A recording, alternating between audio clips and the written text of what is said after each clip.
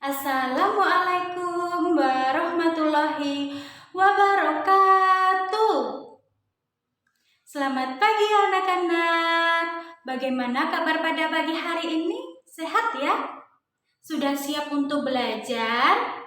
Ibu harap anak-anak sekalian dalam keadaan sehat supaya kita tetap bisa melaksanakan kegiatan belajar mengajar secara daring. Nah, pada kesempatan hari ini Ibu memiliki kesempatan kembali untuk mendampingi anak-anak kelas 4 dalam melaksanakan kegiatan pembelajaran. Nah, sebelum kita memasuki ke materi, alangkah baiknya kita berdoa terlebih dahulu supaya yang pertama kita diberikan ilmu yang bermanfaat, kemudian kita diberikan kelancaran selama melaksanakan kegiatan belajar mengajar. Kita tepuk ya. Sudah siap? 1, 2, 3. Tepuk jari 1, tepuk jari 2, tepuk jari 3, tepuk jari 4, tepuk jari 5, berbunyi semua, sikap sempurna, mari kita berdoa. Oke, sikap sempurna, berdoa, mulai. Berdoa, selesai. Nah, anak-anak, pada hari ini kita akan belajar di tema 3, subtema 3, pembelajaran 1. Nah, tujuan dari kegiatan pembelajaran pada hari ini yang pertama, menggunakan daftar pertanyaan, siswa mampu menggali informasi melalui kegiatan wawancara dengan tepat. Kemudian tujuan yang kedua, dengan melakukan wawancara, siswa mampu menyajikan laporan tertulis menggunakan kosakata baku dan kalimat efektif dengan sistematis. Kemudian tujuan yang ketiga, dengan observasi lingkungan, siswa mampu mengidentifikasi pemanfaatan sumber daya alam hayati bagi kesejahteraan masyarakat dengan tepat. Kemudian tujuan yang keempat yaitu dengan observasi dan diskusi, siswa mampu menyajikan informasi hasil identifikasi pemanfaatan sumber daya alam hayati bagi kesejahteraan masyarakat dengan sistematis. Kemudian tujuan yang kelima yaitu dengan observasi, siswa mampu menjelaskan manfaat dari peduli dan melestarikan sumber daya alam dan lingkungan dengan tepat. Kemudian tujuan yang keenam, dengan observasi, siswa mampu melakukan refleksi kebiasaan peduli dan melestarikan sumber daya alam dan lingkungan dalam bentuk tabel dengan sistematis. Nah, anak-anak, ada yang masih ingat pada pertemuan sebelumnya kita belajar tentang apa? Tentang menyusun pertanyaan untuk wawancara. Nah, pada kesempatan hari ini kita akan belajar tentang format menulis laporan hasil wawancara. Nah, yang pertama ada latar belakang. Nah, latar belakang ini menuliskan alasan melakukan wawancara. Contohnya, kami siswa kelas 4 mendapat tugas untuk melakukan wawancara tentang tumbuhan dan hewan kepada masyarakat di sekitar tempat tinggal kami. Nah, kemudian yang kedua ada maksud dan tujuan.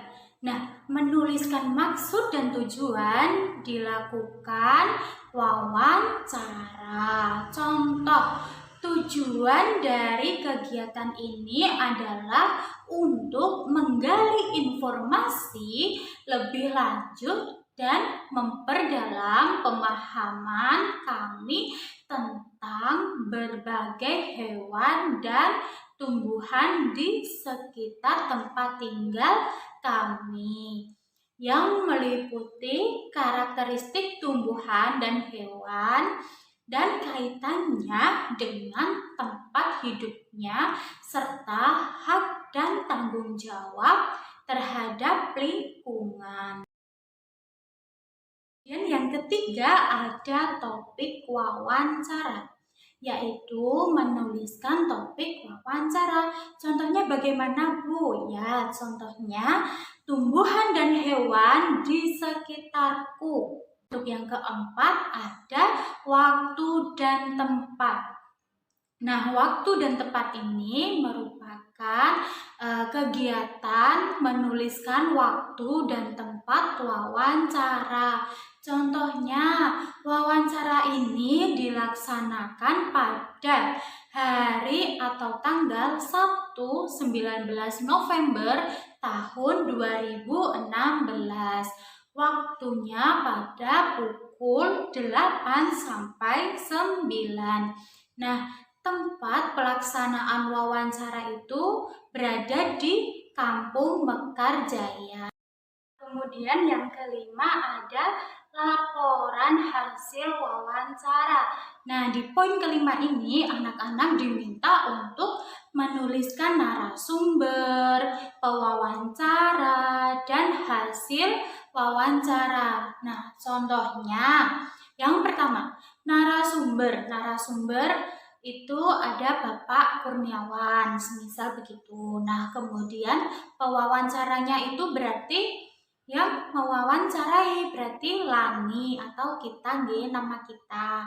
Kemudian hasil wawancara ini pada hari Sabtu 19 November 2016 pukul 8 sampai 9. Saya melakukan wawancara kepada Bapak Kurniawan tentang tumbuhan di sekitar tempat tinggalku dan seterusnya. Nah, kemudian poin keenam itu ada kesimpulan. Nah, kesimpulan ini anak-anak diminta untuk menuliskan kesimpulan seluruh hasil wawancara yang telah anak-anak lakukan. Nah, anak-anak, ternyata tumbuhan dan hewan dapat terus memberikan manfaat jika terawat dengan baik. Sayangnya, tidak semua orang memperhatikan hal ini. Nah, anak-anak, sekarang perhatikan teks bacaan perjalanan ke desa. Saat liburan, Dayu, Udin, Siti, Lani, Beni, dan Edo bersepeda menyusuri jalan di sekitar sekolah. Tanpa disadari, mereka sampai di daerah pedesaan. Pohon-pohon menjulang bagai deretan raksasa berjajar. Ada pohon mahoni, pohon asem, dan pohon mangga. Pemandangan yang sangat indah. Di ujung jalan mereka berjumpa seorang tua, Pak Jajak namanya. Ia mengumpulkan daun-daun kering ke dalam karung dan akan membawanya pulang. Untuk apa daun-daun kering itu, Pak? Tanya Dayu. Untuk pembuatan pupuk kompos. Ayo ikut Bapak ke kebun, jawab Pak Jajak. Pak Jajak mengajak Dayu dan teman-teman berkunjung ke kebunnya. Di sana Pak Jajak memelihara berbagai hewan ternak seperti ayam, bebek, kambing, dan sapi. Ia juga memelihara kerbau untuk membajak sawah. Pak Jajak bercerita bahwa daun itu bahan campuran untuk membuat pupuk. Caranya, sampah daun kering itu dicampur dengan kotoran hewan ternak, ditumpuk dan didiamkan. Sekitar 2 bulan campuran itu akan hancur menjadi pupuk alam yang disebut kompos. Pupuk kompos ini disukai petani karena murah, mudah dibuat, dan sangat baik untuk meningkatkan hasil panen. Jelas Pak Jajak. Apa yang dilakukan oleh Pak Jajak adalah upaya agar lingkungan tetap terjaga, sehingga sumber daya alam bisa tetap seimbang. Dari petualangan itu, Dayu dan teman-teman semakin peduli lingkungan.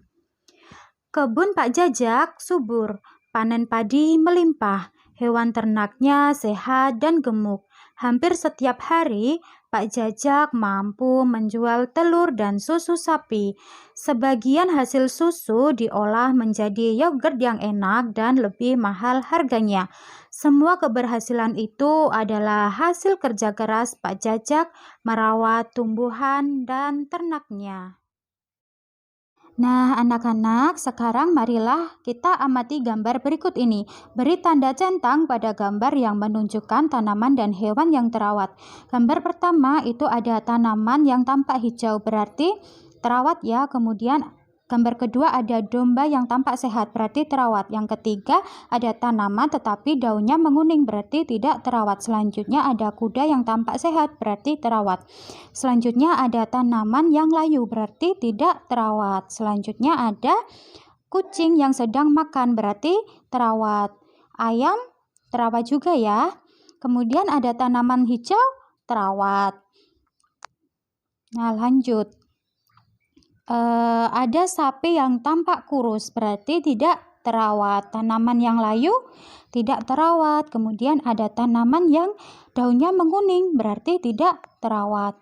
Kebun yang tampak hijau subur, berarti terawat. Kemudian ada padi yang menguning, berarti tidak terawat. Kemudian ada cabai yang keriting, berarti tidak terawat. Nah, sapi ini tampak sehat, berarti terawat. Nah, ini ada binatang yang mati, berarti tidak terawat. Sekarang kita membahas ciri-ciri tumbuhan dan hewan yang terawat. Ciri-ciri tumbuhan yang terawat, yang pertama, tumbuh dengan subur. Yang kedua, berukuran normal atau tidak kerdil. Yang ketiga, daun rimbun dengan warna cerah dan tidak kusam. Yang keempat, dapat berbunga atau berbuah. Selanjutnya ada ciri-ciri hewan yang terawat. Yang pertama, tumbuh dengan sehat. Yang kedua, kulit bersih, tidak ada luka dan kutu. Yang ketiga, bulu atau rambut bersih. Yang keempat, tidak bau. Selanjutnya, ciri-ciri tumbuhan dan hewan yang tidak terawat. Ciri-ciri tumbuhan yang tidak terawat, yang pertama, batang atau daunnya layu. 2. Daun berwarna kekuningan atau coklat. 3. Dipenuhi oleh banyak hama. Keempat, tidak subur. Kemudian, ciri-ciri hewan yang tidak terawat, 1. Malas bergerak. 2. Banyak kutu di tubuhnya. 3. Bulunya kotor. 4. Baunya tidak sedap. Perilaku peduli lingkungan tersebut merupakan wujud rasa syukur atas nikmat Tuhan Yang Maha Esa sekaligus wujud sikap sebagai manusia yang beradab dan teladan bagi lingkungannya. Apa yang menyebabkan tumbuhan dan hewan menjadi terawat dan tidak terawat? Ceritakan pula akibat kondisi tersebut terhadap manusia. Hewan dan tumbuhan menjadi terawat jika manusia memiliki kesadaran untuk merawat hewan atau tumbuhan tersebut. Selain itu, hewan dan tumbuhan akan tumbuh dengan baik jika manusia peduli.